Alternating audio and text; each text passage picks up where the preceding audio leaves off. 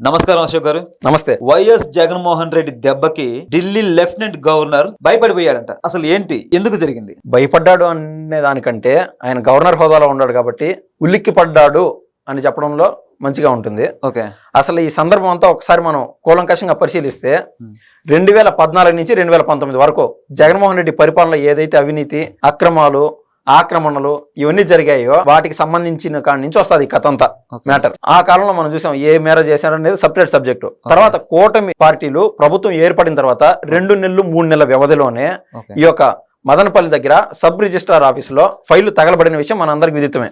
చూసాము. ఆ రోజున అసలు ఆ ఫైళ్లు ఎందుకు తగలబడినాయంటే ఒక 2 రోజులు 3 రోజుల ముందు ఈ యొక్క చిత్తూరు జిల్లాలో ముఖ్యంగా మదనపల్లి పరిధిలో ఎక్కడైతే ఈ ల్యాండ్స్ ని అక్యుములేట్ చేస్తున్నారో వాటికి సంబంధించిన కేసు మూవ్ ఆన్ చేస్తూ సిట్ వేయడం జరిగింది.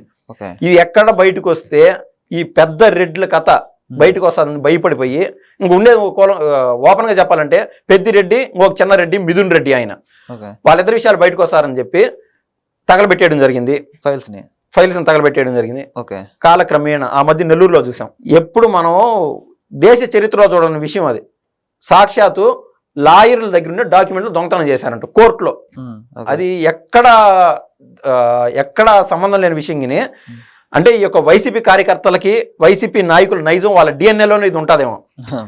అంటే దొంగతనం జరిగిన తర్వాత దాని మళ్ళీ వెలికి తీయడానికి అది ఏ మేర కష్టపడాలా. ఇవన్నీ ఇదే క్రమంలో మొన్న నారా లోకేష్ గారు ఢిల్లీలో ప్రెస్ మీట్ పెట్టి దాదాపు 50,000 కోట్ల పైన స్కామ్ ఇది, ఫుల్ డాక్యుమెంటేషన్ ఎవిడెన్స్ దగ్గరలో బయటికి తీసి చూపిస్తామని చెప్పిన తర్వాత హుటాహుట్టిన, నాట్ ప్రీ ప్లాన్డ్, హుటాహుట్టిన బెంగళూరు యలహంక ప్యాలెస్ నుంచి బయలుదేరినటువంటి జగన్మోహన్ రెడ్డి అందరినీ టాపిక్ డైవర్షన్ లో భాగంగా 2.0 అని చెప్పి చిట్టిరెడ్డి అందరు టాపిక్ డైవర్షన్ చేసేసి ఎక్కడ తగలబెట్టేశాడు. ఎక్కడ? తాడేపల్లిలో. అక్కడ 200 పైన మిషన్స్, ఇవన్నీ సపరేట్ సబ్జెక్ట్ అండి. ఇది మ్యాటర్ ఏంటంటే ఆ డాక్యుమెంటేషన్ మొత్తం లిక్కర్ స్కామ్ కి సంబంధించిన డాక్యుమెంటేషన్ అవి తగలబెట్టేశారు. మీరు ఏ రాజమౌళికో, పూరి జగన్నాథ్కో, త్రివిక్రమ్కో వీళ్ళ సినిమాలో ఎక్కడైనా మీరు చూసినంటే గవర్నమెంట్ ఆఫీసులో ఫైల్స్ తగలబడిపోవడం వాళ్ళు కూడా అంత ఆలోచన చేయలేరు వాస్తవంగా. ఇది సినిమాటిక్ ఫకీలో అంటారు కదా, ఆ లెవెల్లో చేయడం వైసీపీకే చెల్లుబాటు అయింది. సరే, ఇదే కోవలో ఆ మధ్య ఢిల్లీ లిక్కర్ స్కామ్. ఇప్పుడు క్లియర్ గా మీరు అడిగిన ప్రశ్నలోకి వస్తున్నాను. ఢిల్లీకి సంబంధించిన lieutenant governor Delhi liquor scam మీకు గుర్తుండే ఉంటుంది.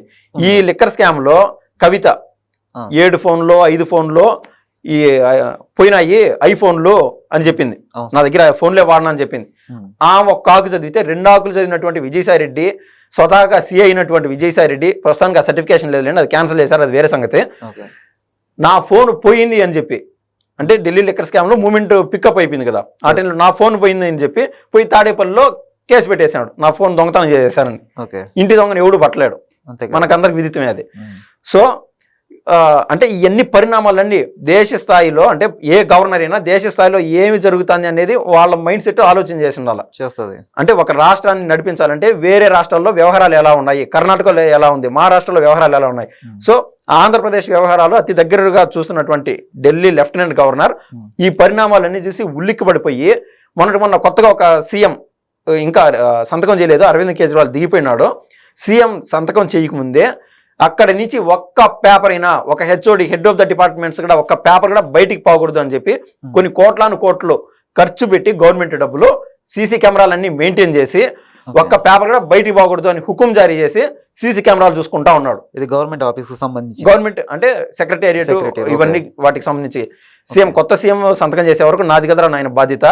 ఈ లెవెల్ ఈ మాదిరి ఏడన్నా తగలబెడతారేమో, ఒకరిని చూసి ఒకరు మారుతారు కదండి. 6 నెలలు సమావేశం చేసి వీళ్ళు అవుతారు, వీళ్ళు వాళ్ళు అవుతారు. కల్తీ కాలము. ఈ ఎందుకు ఇక్కడ లాబింగ్ లో దిట్ట ఎవరు? విజయసాయి రెడ్డి. ఇట్లాంటి వాళ్ళు ఉండే కాలం ఇది.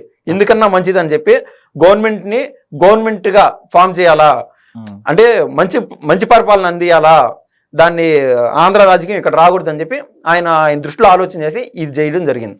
ఓకే, చాలా మంచి విషయాలు చెప్పారండి. ధన్యవాదాలు. థ్యాంక్స్ అండి.